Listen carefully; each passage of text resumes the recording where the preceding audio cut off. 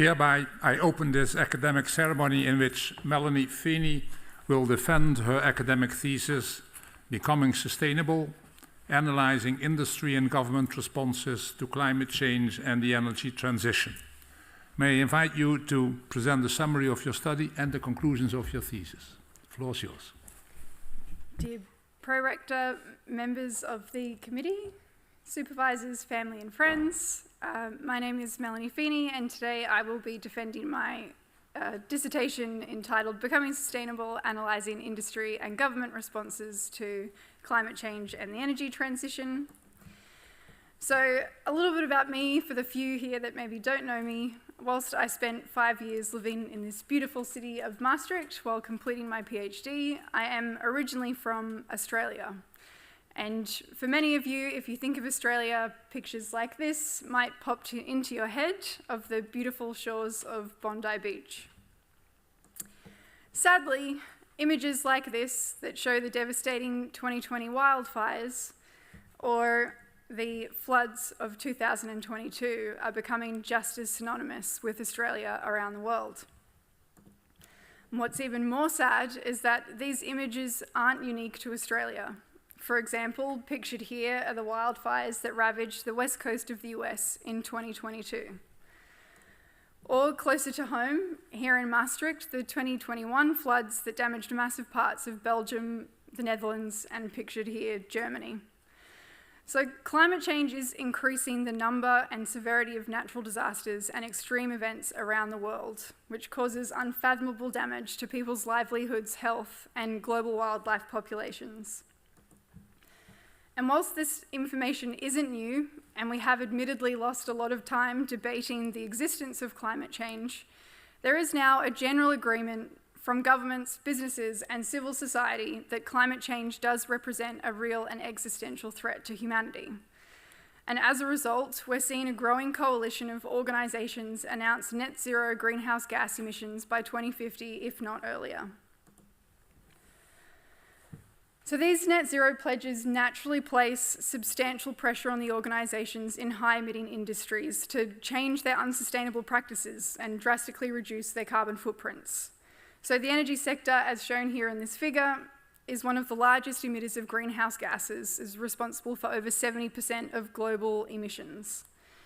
So, as a result of this, the energy sector has announced that it will go through the energy transition, which is a radical transformation of the energy sector from fossil fuels to a decarbonised energy sector by, ideally, the middle of this century. And at its heart, what the energy transition is a need to reduce energy-related carbon emissions and limit climate change. However, for the organisations that have long been reliant on fossil fuels or have developed expertise in their extraction, generation and distribution, climate change and reaching net zero carbon emissions represents a massive challenge. And this is because organisations have to go outside of their organisational boundaries and partner or learn with other organisations that they're perhaps not familiar with. And it requires them to radically rethink their organisational practices and structures and even their culture and identity as an organisation. So because of these challenges, it's really no surprise that the International Renewable Energy Agency recently declared that progress towards limiting emissions is woefully inadequate. And with the hopes of understanding more about the challenges that organisations in the energy sector face in responding to climate change, I asked the overarching research question in this dissertation of how do organisations and individuals understand and respond to climate change. And to do this, I conducted 4 studies that each aimed to unpack this in different ways, which are shown here, and I will now, given the time limit, briefly discuss these 4 studies. So the first, before I could really jump into empirically exploring organisational responses to climate change, I wanted to dive into the literature. And I conducted a cross-disciplinary literature review that looked at what we knew about learning so far in relation to responding to sustainability issues. And I focused on learning because it is directly linked to an organisation's ability to adapt and change, which is essential for responding to these bigger sustainability challenges. And what I found looking at the literature across all of these different disciplines was that there was an agreement that critical reflexive learning was required in order to see meaningful sustainability action. And critical reflexive learning is where learning is conducted that challenges underlying assumptions or systems and structures that enabled these sustainability issues to occur in the first place. What I also saw is that motivations for engaging in learning around these sustainability issues differed across disciplines. So outside of business and management, engaging in learning was used as a way to try and find more meaningful solutions to sustainability issues. Whereas in business and management, learning for sustainability was often used as a way of understanding how firms could improve their performance. And the result of this was that in business and management literature in particular, and also in practice, there was a tendency to engage more in reflexive complicity than critical reflexivity.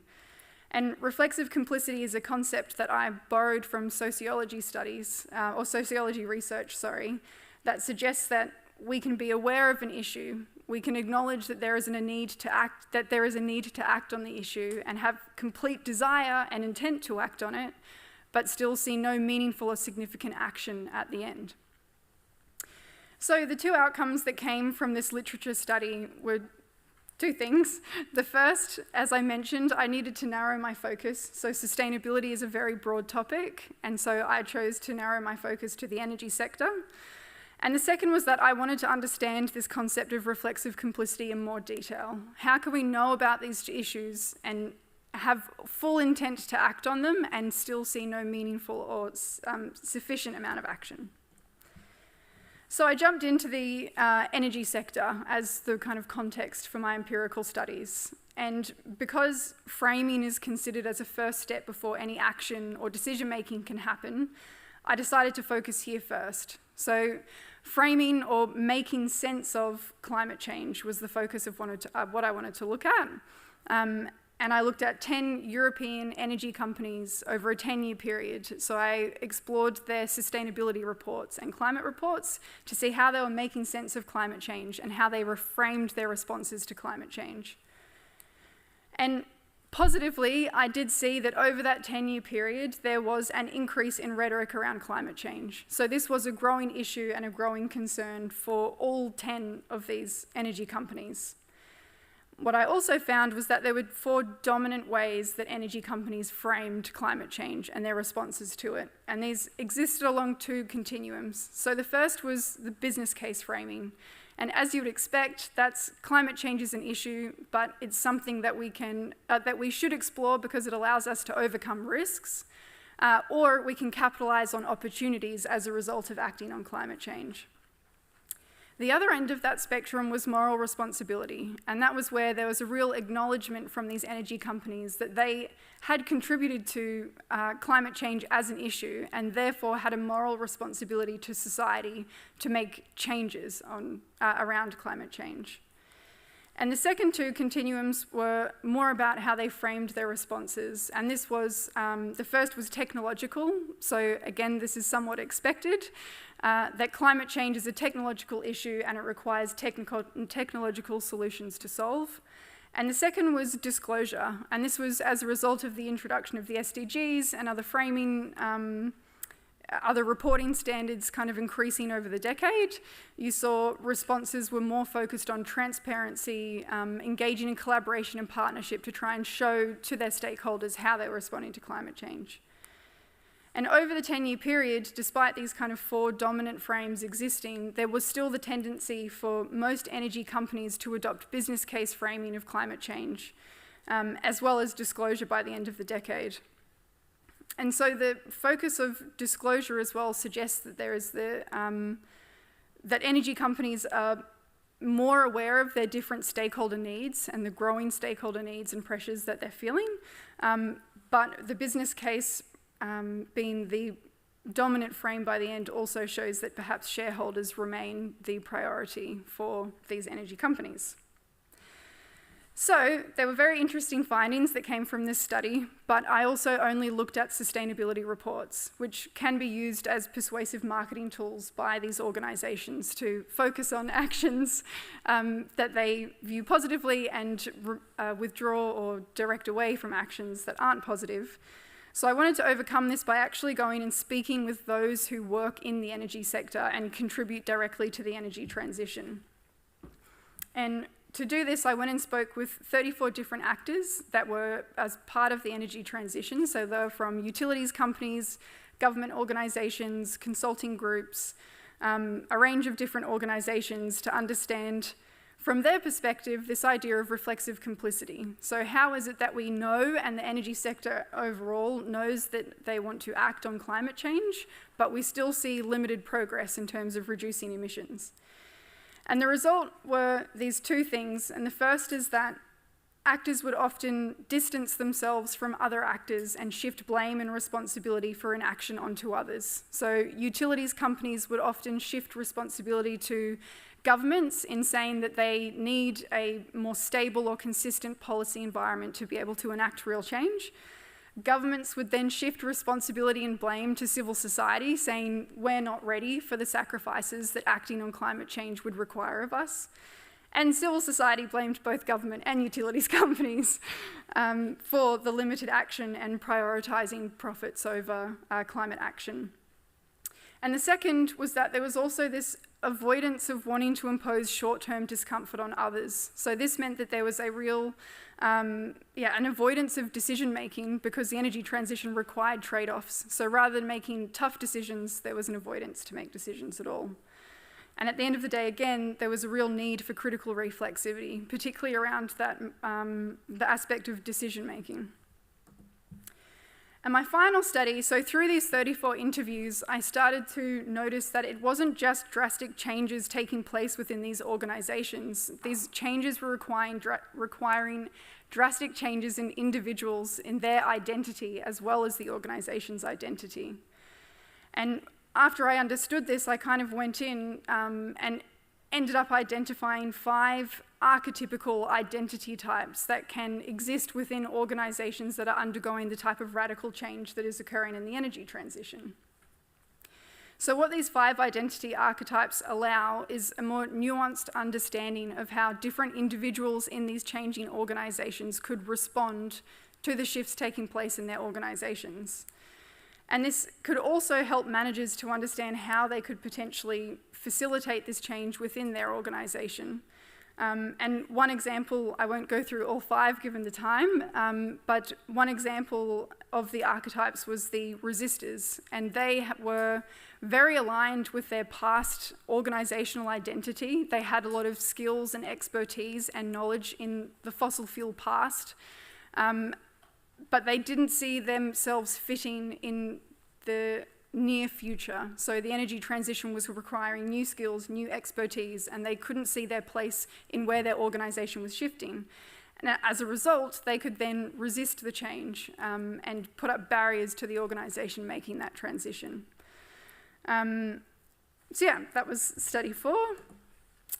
And what does this all mean? So in sum, across all 4 studies, you could see that business as usual was still the most common response to climate change within the energy sector. There are a number of challenges that were identified that are obviously legitimate and true, but at the end of the day, we come back to business as usual as the most common response. And what this comes down to is a need to find how we can match a desire to act with meaningful climate action. And as part of this process of kind of connecting those 2 dots, reflection on the moral responsibility of individuals, but also of organisations, is required before we will see meaningful climate action. And like I said, we need a shift from this idea of reflexive complicity. So we're all aware of an issue, we know we need to act, and we can't take that next step to meaningful action. So shifting towards more critical reflexivity that engages in challenging the underlying assumptions and decision-making processes that allow us to continue on this path of business as usual is needed. And to do this, I identify a number of different calls to action across different stakeholder groups. So multi-stakeholder initiatives, it's so important. From all of the conversations that I had, the reporting that I had, you can see that collaboration for these types of issues is more and more important. And I think that pushing or creating spaces where actors can collaboratively discuss the shared challenges and the burden of decision-making is going to be key for progress here. At the organisational level, embedding equally weighted sustainability KPIs into hiring, recruitment and decision-making processes.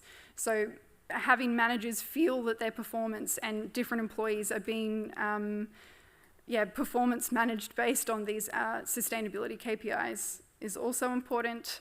At the government level, it was clear through the sustainability reports and even through conversations that policy does work. There are responses when policy is in place from these different organisations, so pushing for more ambitious policy will be important. And at higher education, both teaching, so more collaborative projects that expose people to different ideas and allow them to think outside of their own view, and in research, so for us, questioning what's motivating our research and whether or not it is still kind of pushing to understand how firms can better perform or how we can be better meeting the needs of society.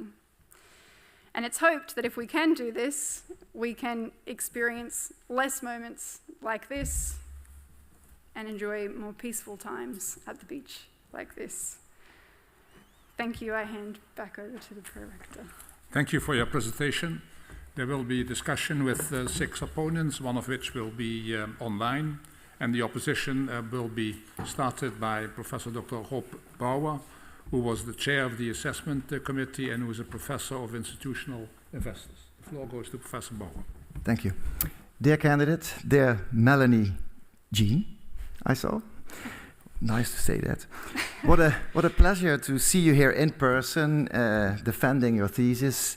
While I was listening to your talk, I had to think back to the time when you actually came to my office to do and discuss some of your ideas on higher education and sustainability in your thesis. I read about it in your acknowledgements a few days ago. So I had to think back on that. And I think our selection committee back then is really proud of you, I can tell you that. So we made the right choice. Thanks. However, we have to, of course, talk about your thesis right now. In general, I think it looks great. I love the front cover of it. It's very readable, has a lot of different research methods that I'm not really well trained in. So I learned a lot by reading it, and very interesting.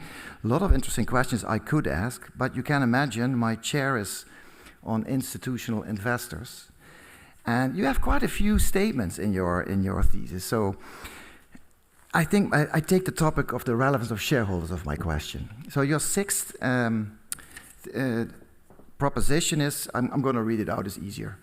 Responses to climate change are still largely dictated by shareholders and investors. That's one.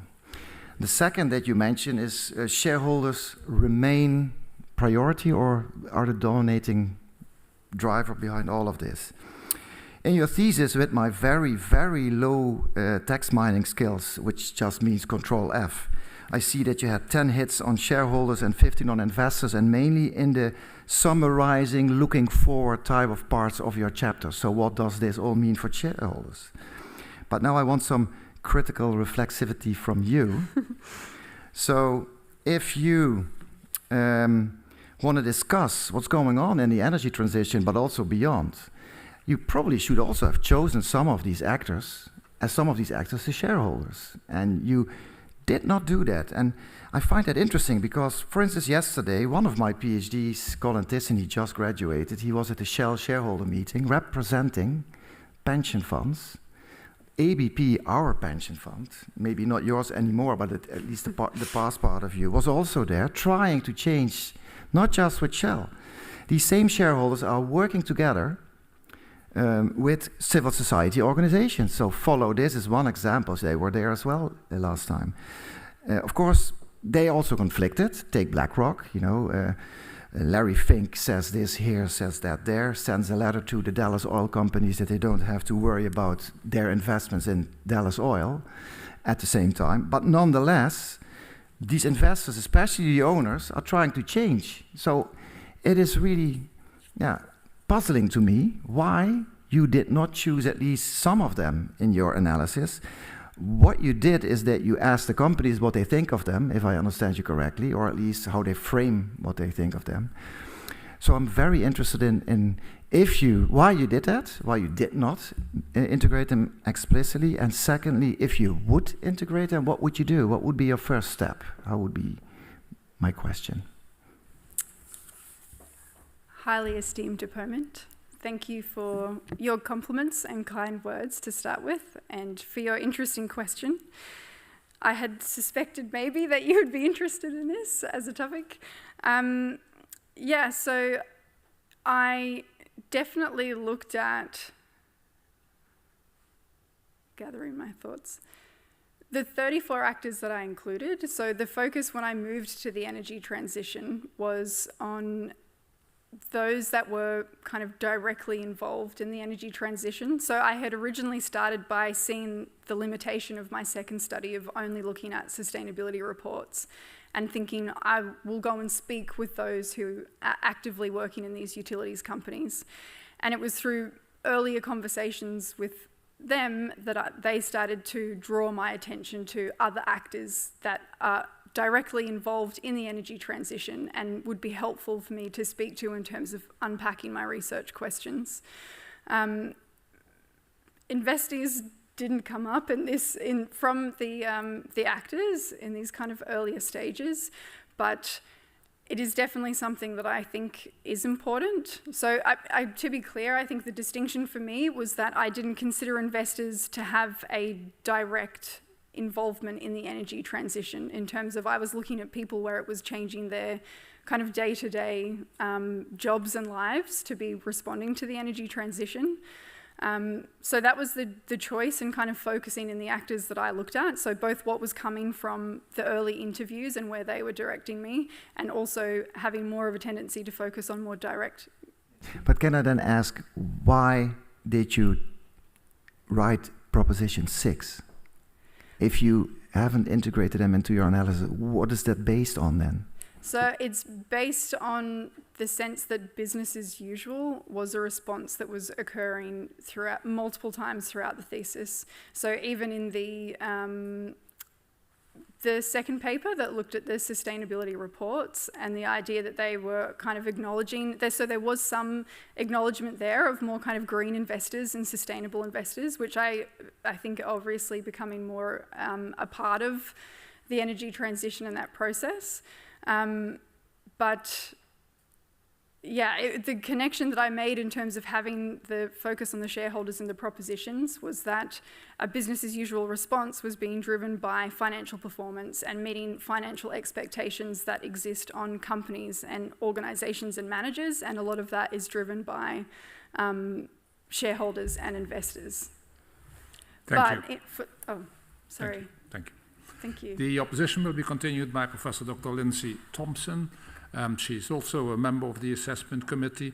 She is an ethicist and professor of practice at Johns Hopkins University in the USA. And she's online. So the floor goes to Professor Thompson. Well, hello, Melanie. It's great to see you. I really, really appreciate your dissertation and how far you've come. And I think it's a great foundation for future research.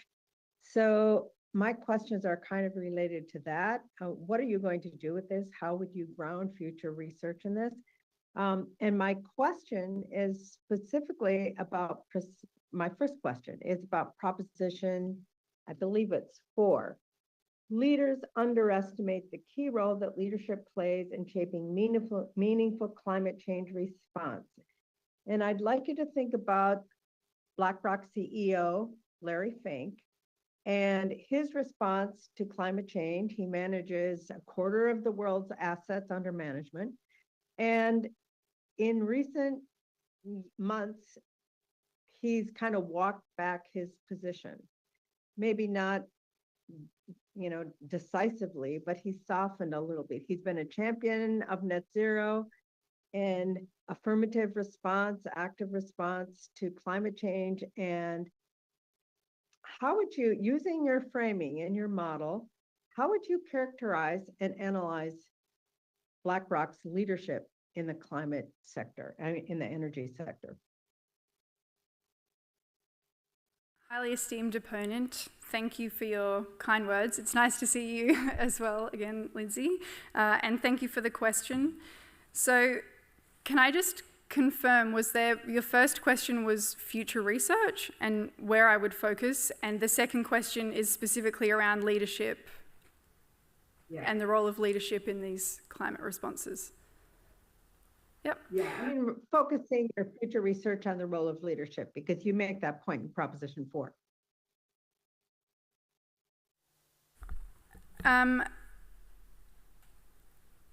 In referring to the study where this is kind of came up the most in my research, which was study 2, and that was where I had kind of identified the important role that leadership does play on shaping how different companies understand and respond to climate change. And as an example, so Ørsted, one of the companies that I looked at, had the kind of most drastic change over that 10-year period, where they went from a fossil fuel-based company that was 85% fossil fuels, 15% renewables, to 85% renewables and 15% fossil fuels within 8 years. And a lot of that came down to leadership and having strong leadership that kind of pushed that framing. So I do definitely think that leadership plays a key role. In the specific example that you gave of a leader maybe coming with ambitious climate goals for the company and then stepping back from that, I think when I understand the framing and that study in paper 2, what it really showed is that there is a growing diversity of stakeholders that these companies and CEOs are having to meet the needs of, and that obviously it creates trade-offs and can create conflictions within these individuals. And that comes back in my third study as well, where you kind of show that these trade-offs and juggling the different kind of stakeholder needs and choices that you're making can end up slowing decision-making. So based on how I saw the relationship between leadership and managing these different kind of stakeholder needs, I would guess that perhaps, there were different stakeholder priorities or different pressures that were felt by leadership in this moment. In terms of future research, I think that, again, this idea of reflexive complicity. So I think the leadership in this position had clear intention to act, and then through some unknown process, I'm making assumptions based on my research and my understanding, but for some reason has stepped back on that and is leading to less meaningful action and change. So it could be that future research could really focus explicitly on leadership. It could look at CEOs in these companies and try to understand how this action of reflexive complicity or what are the challenges or the barriers that are causing this confliction and causing them to maybe step back on actions that they originally stated. So based on your understanding, how stable do you think organizational leadership is and organizational learning is? Do you mean how stable it is in terms of if a leader was to leave an organization and what that means for the rest of the organization? I'm looking at specifically,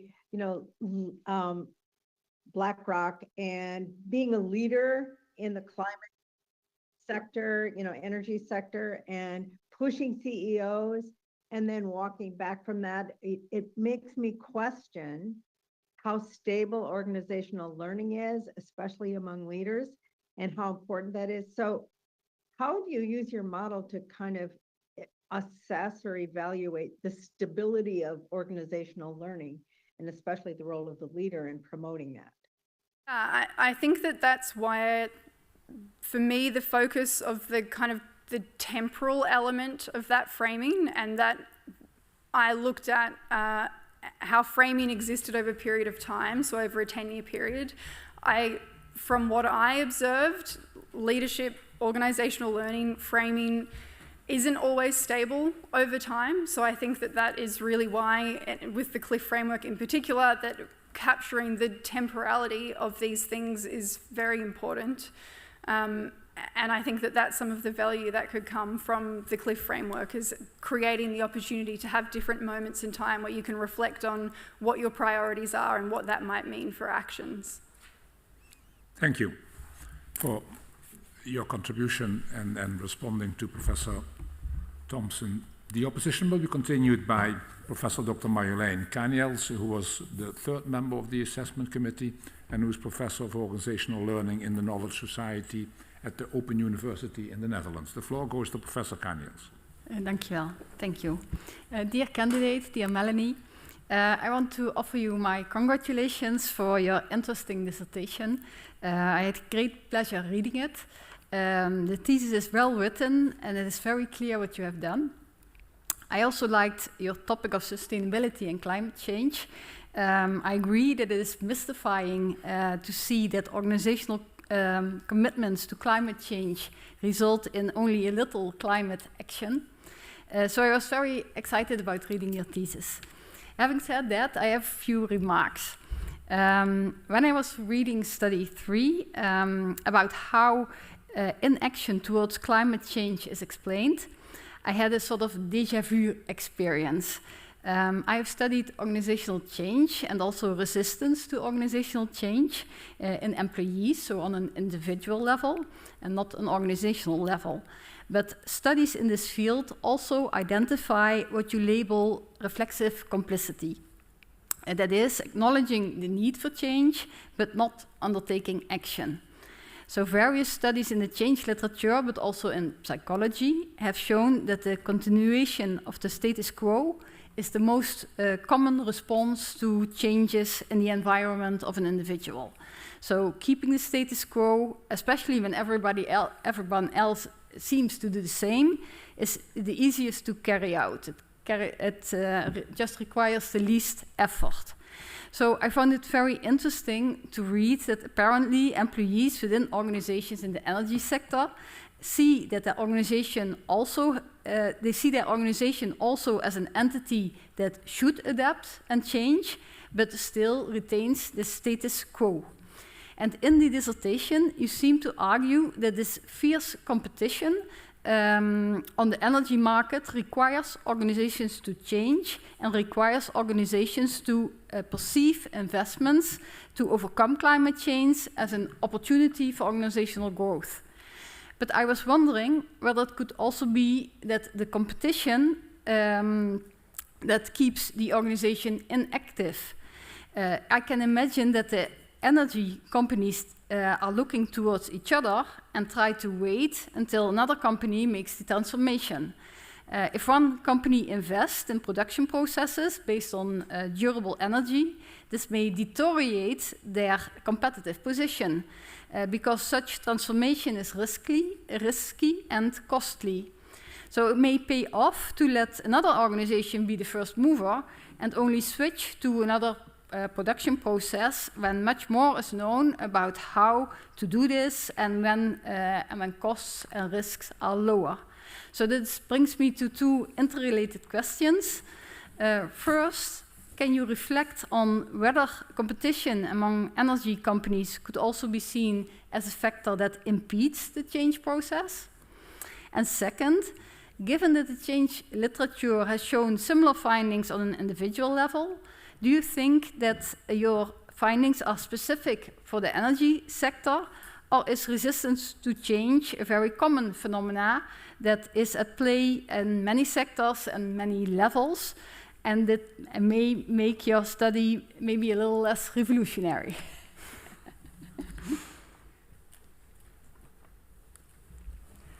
Highly esteemed opponent, thank you for your kind words and your very interesting questions.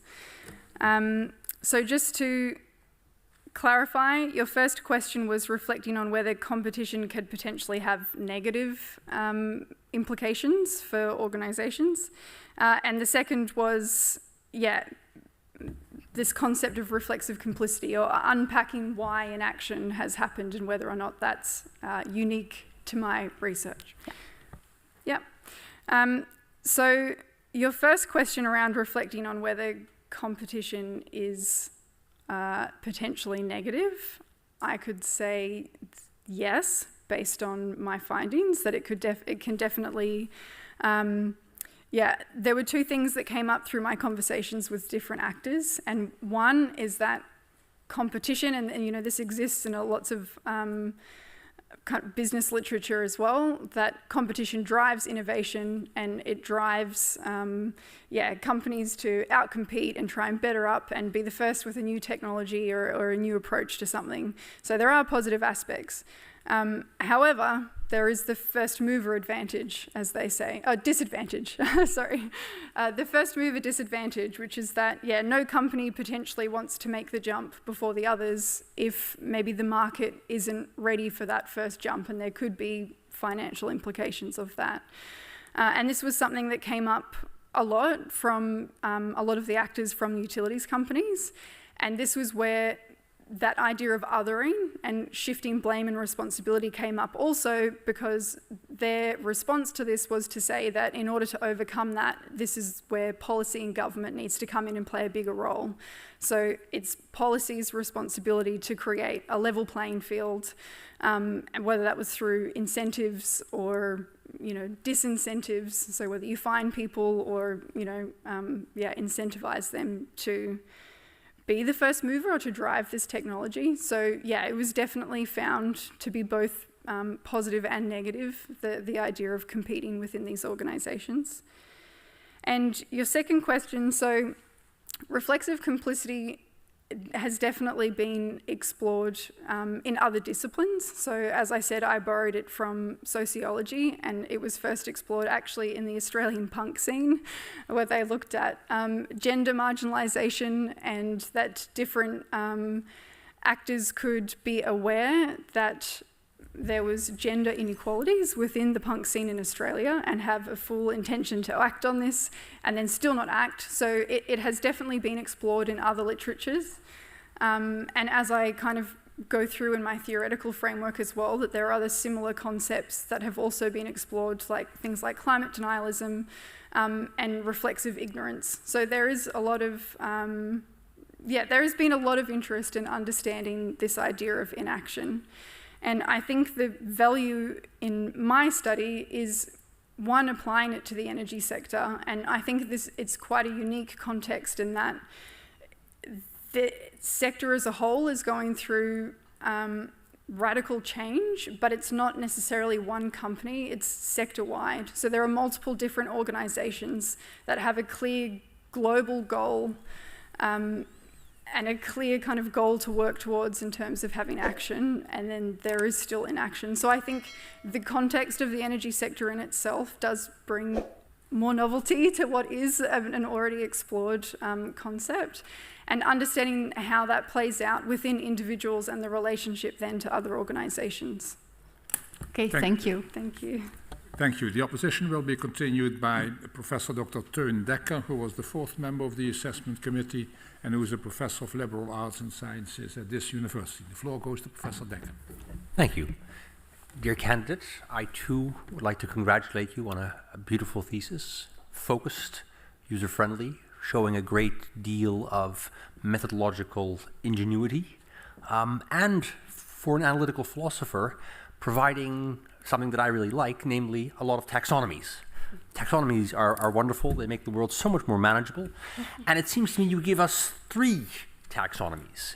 You give us, of course, the climate framing framework. You give us a taxonomy of, excuses that stakeholders use not to do anything about the climate. And you give us a taxonomy of people's identities and how they see themselves in relationship to the changing organizations. And I started thinking, wouldn't it be interesting if we could somehow connect these 3 taxonomies?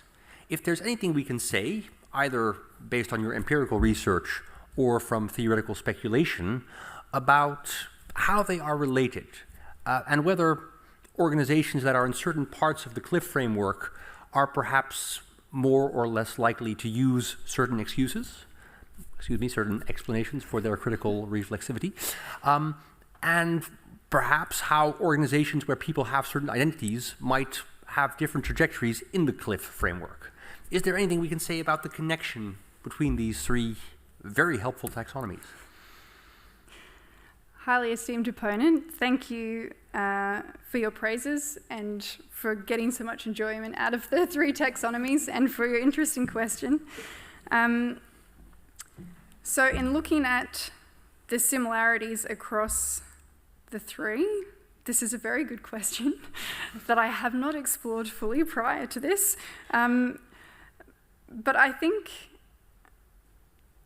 one, coming back again to this, the kind of concept that really does connect the whole thesis, which is this idea of reflexive complicity. And in both my first, in the CLIF framework, as where they have the kind of spectrum of business case to moral responsibility, and in the second, this, again, these kind of values and moral dilemmas that exist, and that the outcome of that, again, leads to kind of business as usual or business as usual responses. And the third, with the identities, I think that the reflexivity, I think what's interesting with the reflexive complicity is that in the first two, it's quite clear.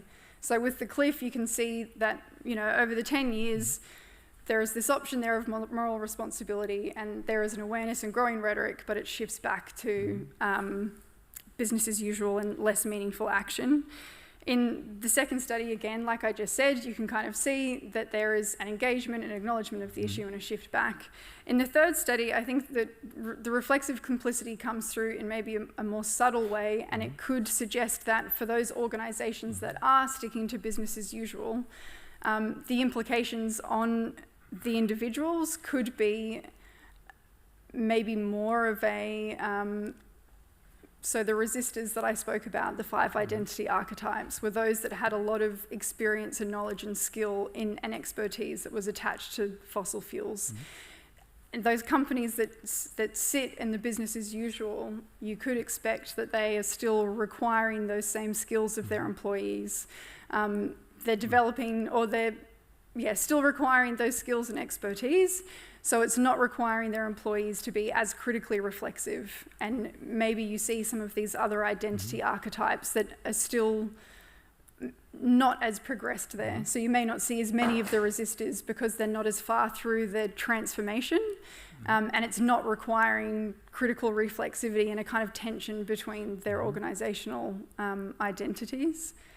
Whereas, for example, with Orsted, as I said, where they went through that kind of shift from the business case more towards the moral responsibility in the CLIF framework, then you might see that there are more resistor archetypes that present in those types of organisations. So because there's more of a drastic transformation, it's requiring more of a drastic change from the individuals. And yeah, that could potentially connect the three frameworks. Because we're exploring those connections might be useful in developing a more unified theory of these transitions, which might also help us encourage organizations and stakeholders into the corner where we want them. Absolutely, and I think that that would be a very interesting avenue for future research, and I think, it's already kind of sparked a whole bunch of ideas in my head of how you could think more broadly about the dissertation overall and the use of those three frameworks, so thank you. Thank you. The opposition will be continued by Professor Dr. Jos Lemming, who is a professor of marketing at this university. The floor goes to Professor Lemming. Thank you, Pro-Rector. I'm on time for my question, actually. So, dear candidate, dear Melanie, I read your thesis, an interesting one, and clearly written, and some nice conclusions as well, and especially the relationship to the really actionable consequences for individuals and for companies. I have a question on Chapter 3, on the framing of the strategic responses. This framing, you presented this framing, and I think it's a sort of a workable and also interesting conclusion of research that you did. And this is based on text mining, right? So you text mined, you did it manually in 10 different steps, and You spend a lot of time and a lot of work to interpret all these results, and the results are quite clear. My question is, isn't it the case that these results are built on quicksand? And I would like to have a little discussion with you on that proposition. You are analyzing the climate reports of the companies, and the climate reports of the companies have an audience. So who is actually reading these reports and who is taking notice of these reports? Probably these are the stakeholders. So my question is, the shareholders, and the shareholders, there are different stakeholders. I can imagine that companies also communicate not only via climate reporting, and that you use climate reporting as a source, but also via, for instance, social media, press releases, and also communication directly to consumers or reactions of consumers or consumer organizations. So there's a whole public debate there that shape the opinions and also can be used by the company to voice their strategies and to voice their responses. So not necessarily all the responses will be channeled via the climate reporting and the formal climate reporting by these companies. So actually I would like you to reflect on that. So the question is, aren't you framing the framing of the strategic responses by using that particular source?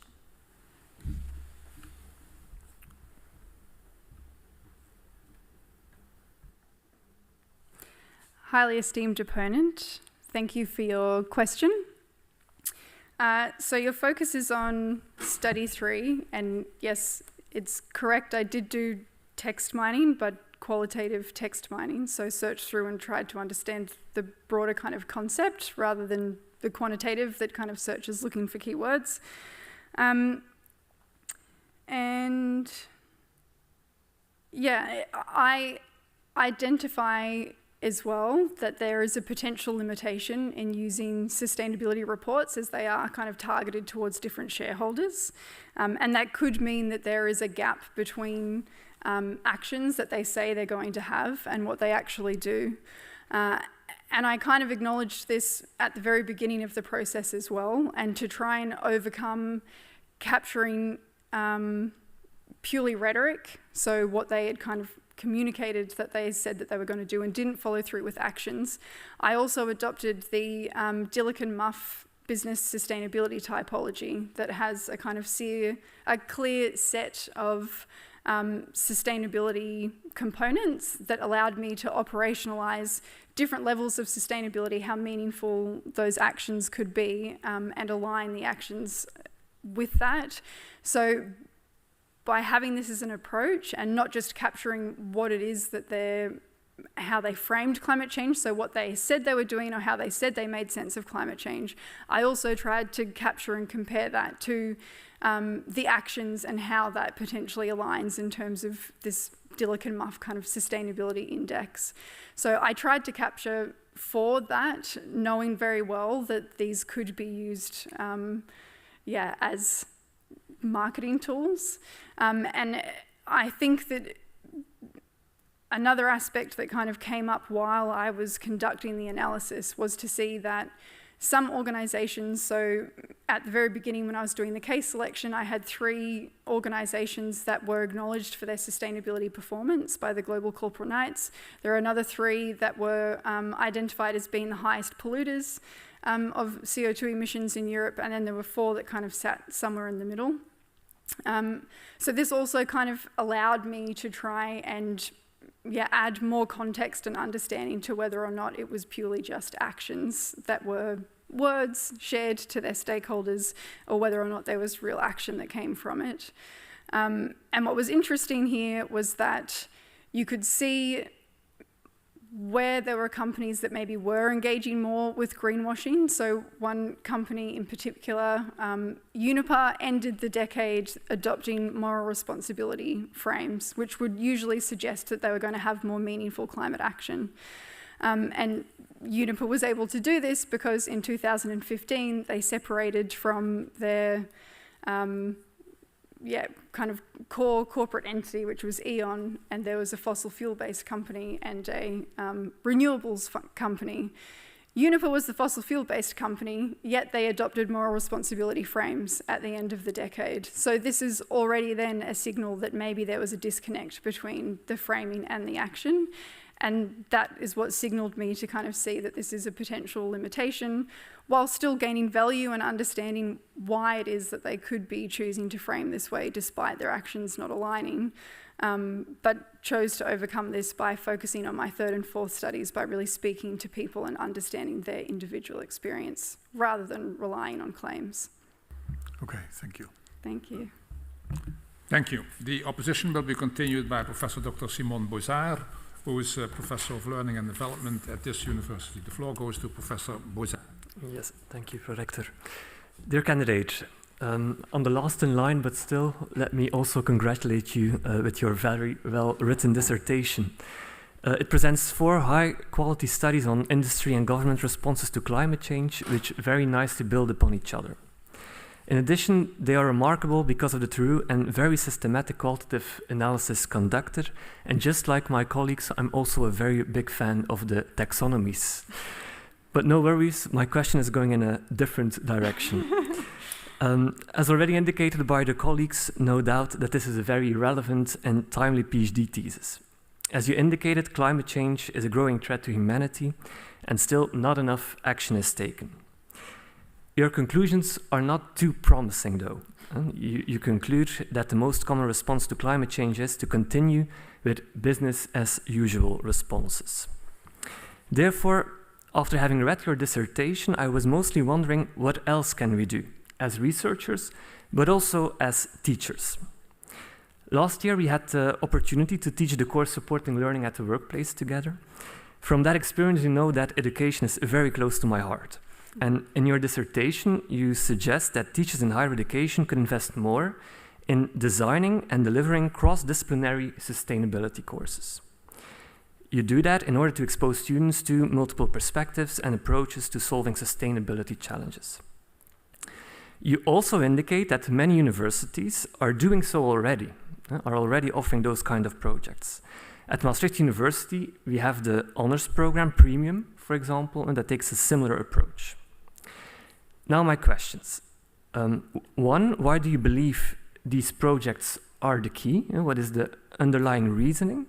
And being the devil's advocate, given that we have such projects already, and given that the climate emergency is still there, I was wondering what else can we do as teachers at Maastricht University to make sure that our future graduates take action and do not show the reflexive complicity you were talking about. I even believe that the perspective of reflexivity, a theoretical framework that you introduced, might help us in reflecting on my question. Although you might see other possibilities as well, of course. I'm curious to hear your thoughts and reflections. Highly esteemed opponent, thank you for your very generous words and for your insightful question. It was a key recommendation that the role that teaching in higher education can play in helping to overcome some of the challenges or issues that were identified in my dissertation. So there are a number of reasons why I think higher education is so important. Well, the first being that a big foundation of this whole dissertation is the concept of learning, and that it really is key and a key step before you can have any action or decision making. And the second is that from all of the literature, even going back to my first study on learning for sustainability, the key was collaboration. So taking on these complex challenges like climate change is requiring more and more collaboration from different organisations, different sectors, different perspectives. And you said this yourself, that I talk about the importance of having different perspectives. And it's for that exact reason that projects like the, the Honours Project? There's more nerves, I am aware of the project, but so yeah, I identify that there are projects that take place, and I think that this is a great start. I also think that it's something that, because we have even when we do have a desire to act, there can still be non-action. So oftentimes for these projects, they're opt-in projects. So it's oftentimes a kind of choice whether or not you can kind of enroll or engage in these types of sustainability collaborative cross-disciplinary courses. And I think that an essential step will be actually embedding that more broadly across the university. And I know that this is happening at Maastricht University, that there are conversations about trying to embed cross-disciplinary sustainability projects across all disciplines and for all different students. And I think that that's key, so it should be mandatory if you're studying mathematics or sciences or business, that there are these projects that come together. I used to work at Sydney University, and I ran a program where we would get cross-disciplinary teams of students from architecture, business, sustainability, which I partook in as a student myself, and it completely changed my perspective of how these issues take place, but also not just, from my perspective or from a business student's perspective, for example, you see the problem as being one thing. But if you go and engage and collaborate with others, then you start to understand the problem from different perspectives, and that engaged opportunity to create shared understanding, develop trust within these different groups that could maybe come across as others, like I've showed in other chapters of my research. So I think that having mandatory embedded collaborative projects for these issues would be really important. And then even within kind of going deeper down into the classroom level and trying to unpack reflexive complicity, perhaps even activities that look at like the root cause problem. So looking at societal issues and practicing the skill of understanding what is the root cause in society that's allowing these types of issues to happen, and brainstorming and sharing with different people that have different understandings to see how that root cause of an issue could be challenged, or what are the structures that are allowing this to just continue on as the business as usual. Yes. Thank you. Thank you. Thank you. This concludes the first round, which gives us an opportunity, only a few minutes though, for another range of short questions. It's a custom at this university that those opponents who come from furthest away, and that's definitely Professor Thompson at Johns Hopkins University, get the floor first. The floor goes to Professor Thompson. Thank you. Very gracious. Melanie, my question is about the moral subtext that runs throughout your dissertation. The term reflexive complicity suggests a moral judgment. The term existential threat raises, in your introductory slides were images of existential threat, conditions of moral urgency, risk, threat, danger. So my question is, how do you raise to a conscious level of thought and discourse the moral grounding of your dissertation and your taxonomies? Perhaps this would be a way to unite your taxonomies. And also thinking about what kind of, in this very diverse world of stakeholders, pluralism reigns, what is a common moral grounding in addressing and responding to this existential threat? Highly esteemed opponent, thank you for your question. I'd like to start with the final point that you made around how we could find a common moral grounding. And, you know, with reflexivity being the key question, this, you know, qualitative research is always subjective to a certain extent. There are a lot of values brought into my research that look at, you know, what is moral and what's not, and that's come from my perspective, obviously influenced by a lot of very thorough research and literature, but it's very dominated by Western, you know, European or US perspectives, and I think that the idea of a common moral grounding would be very interesting to explore in future research. So going beyond, US-centric or kind of European-centric research and exploring how reflexive complicity or climate inaction or, you know, how do we determine what is the morally right thing to do in these situations that influence, have a global influence. So how is it that we can determine what is more morally responsible than not? And this is one of the key areas for future research that I identify is, you know, even a lot of the actors in my interviews themselves had worked around different parts of the world and said that this conversation would be happening very differently if we were in Asia or, even in different parts of the US. So I think opening up the research and trying to kind of create space for other insights.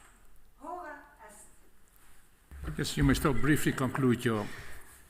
So I think just trying to bring in more diverse perspectives and capturing different insights to draw conclusions around what is our moral responsibility and is it relevant to the world over for a global issue.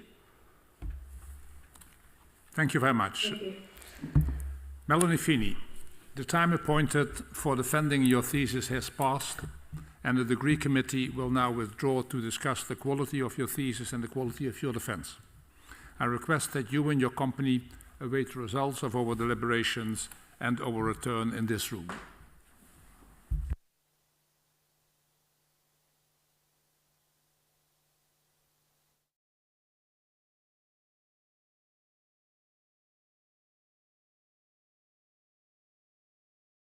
The PhD defense has now ended. The degree committee will debate the candidate's performance behind closed doors. This process usually takes about 10 minutes.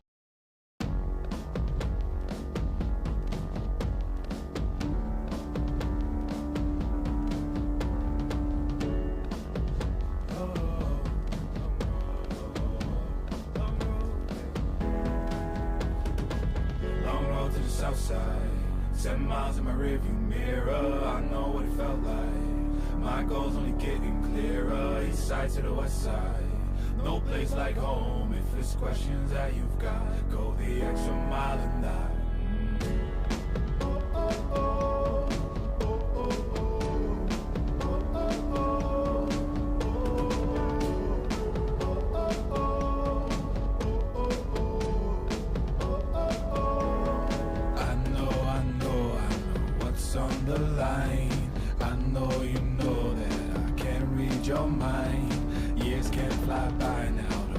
All your time, 'cause I'll go the extra mile.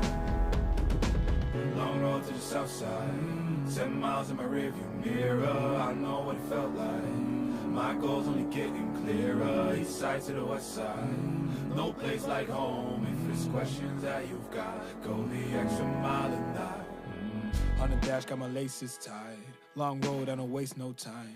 Break rules because fate decides. With the team and we chase the light. I make a move, fall down, shake it off. I hate to lose, bad branch, break it off. No room for negativity, praise and love. Prepare for deep part cause we're taking off. Get the mileage, traveling so far from home. Gathering knowledge, other connections. I put the time in to get everything I ever hoped for. It's a challenge and we all in. It's a better future that we go for. Even though these nights seem long, I know that I am never on my own. Know you won the battle once you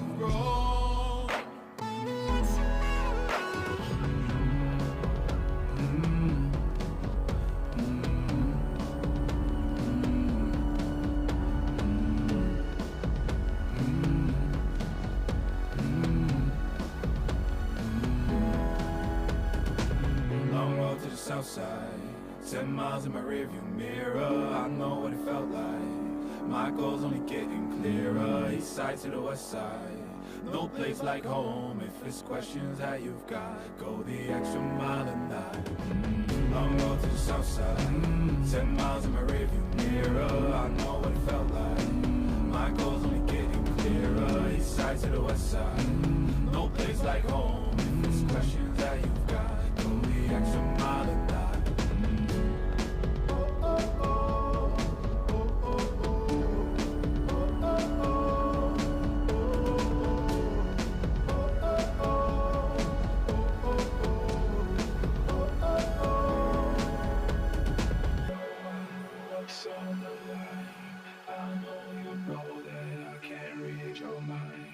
Years can't fly by now, don't waste all your time. 'Cause I'll go the extra mile.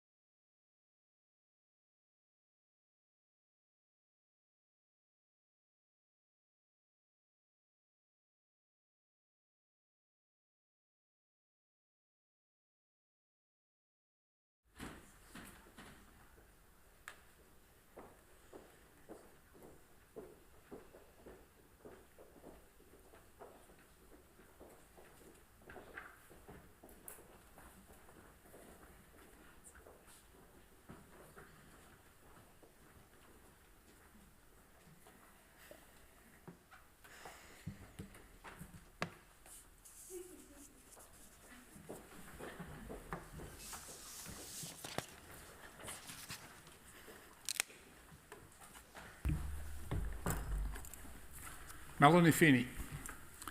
The degree committee here present has assessed the quality of your thesis and the quality of your defense. And in view of its positive verdict and taking into account your previous qualifications, the degree committee has decided to grant you the degree of doctor. Professor Gijselaars is authorized to confer upon you this academic distinction in accordance with Dutch university custom. And I invite your supervisor to now take the floor.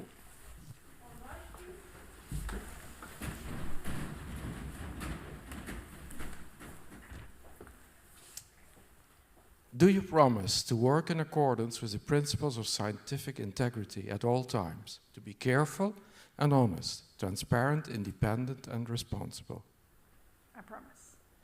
By the authority vested in us by law and in conformity with the decision of the committee here present, I hereby confer upon you, Melanie Jean Feeney, the degree of doctor and grant you all rights attached by custom and law.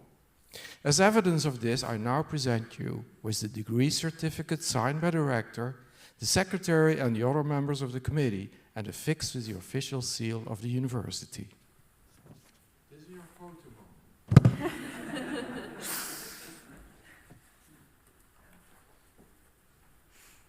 So, Melanie? Do I take it?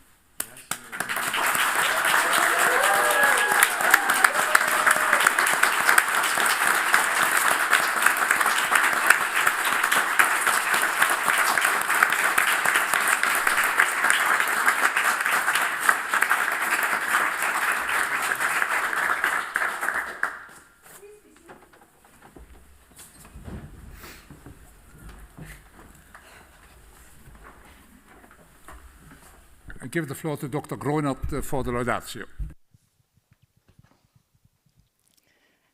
Dear Melanie, and for the first time, dear Dr. Feeney, we will not be making eye contact for the rest of this speech.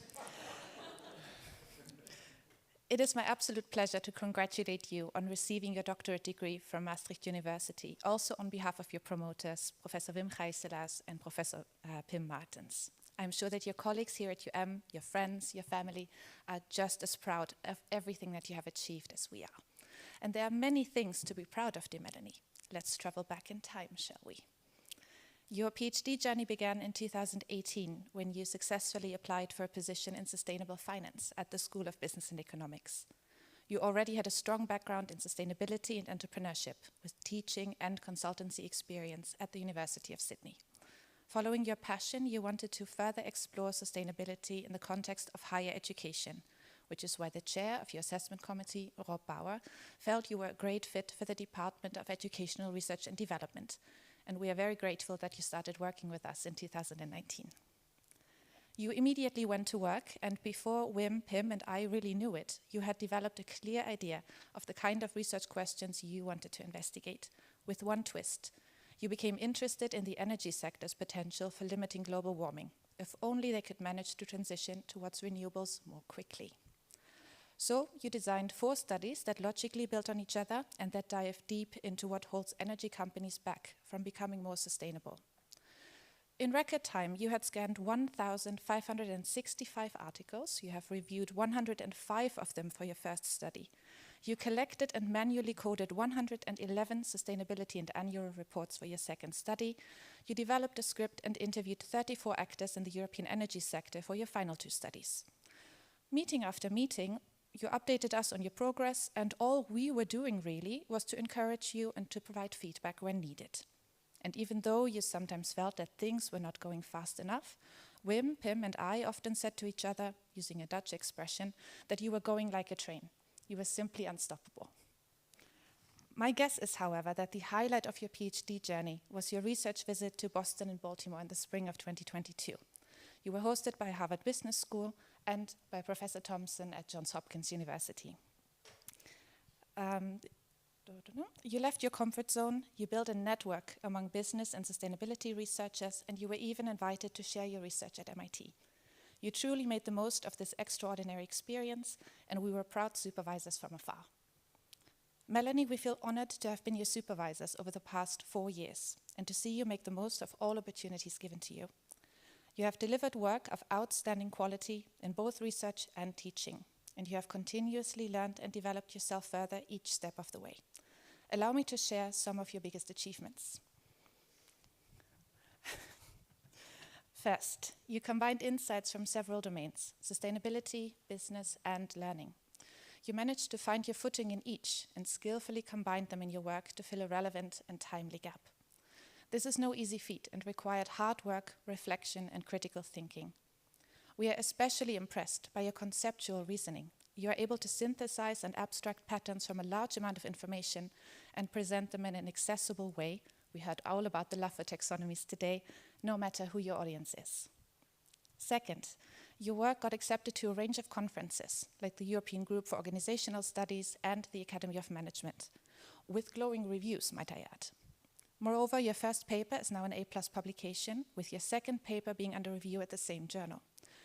Moreover, you stand here defending your PhD just 4 years after you started it. I'm not sure you realize how rare these achievements are, but it would not have been possible without your highly developed analytical and communication skills, your perseverance, and your passion. Third, you got involved in teaching both bachelor and master students how to leverage learning as a strategic tool for fostering innovation and sustainability.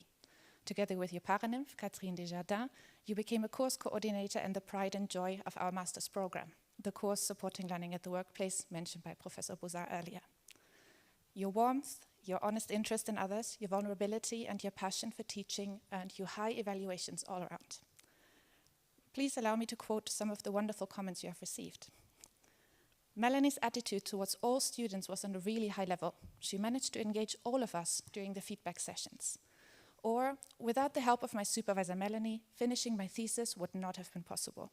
Her valuable feedback along the way challenged me to make sure we are on the right track. At the same time, I always felt safe to share my own thoughts. For that, I'm deeply thankful. Who wouldn't love these kind of student comments? All these achievements, Melanie, take a lot of dedication, focus, motivation, and resilience. Fortunately, you possess each of these qualities in abundance, and you have shown over and over that you know how to use them for good. At the same time, I want to highlight that even though you made getting a PhD look effortless, we know how hard you have worked and how challenged you have been. Your extraordinary resilience allowed you to persist through a global pandemic, through being cut off from family and friends multiple times, through immense loss and unimaginable uncertainty. We are incredibly glad to know that you felt safe to share these struggles with us and how well you are supported by your colleagues, your friends, your family, and especially your husband, Jared. The acknowledgement section of your dissertation is a testament to how much love and warmth you are surrounded by. You make me cry. But I'm nearly done. We're nearly there, Melanie. In this spirit, Wim, Pim, and I want to congratulate you, your family, your friends with this wonderful achievement, and we can't wait to see how you continue to make this world a better place. But right now, it's time to celebrate together. Congratulations, Dr. Feeney.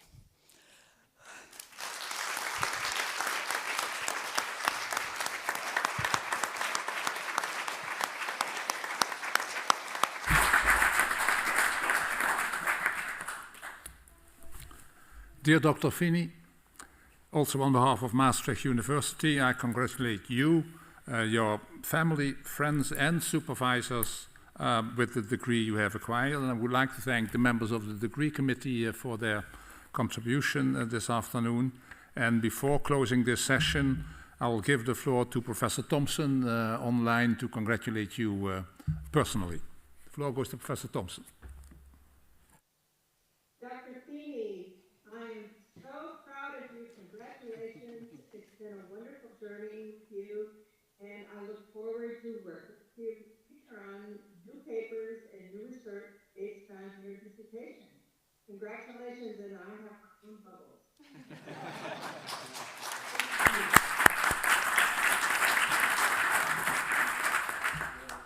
With this, I close this session, and we'll have some pictures taken on the larger stairways, and then it's all up to you where you're going to celebrate this wonderful experience and this wonderful doctorate. I close the session.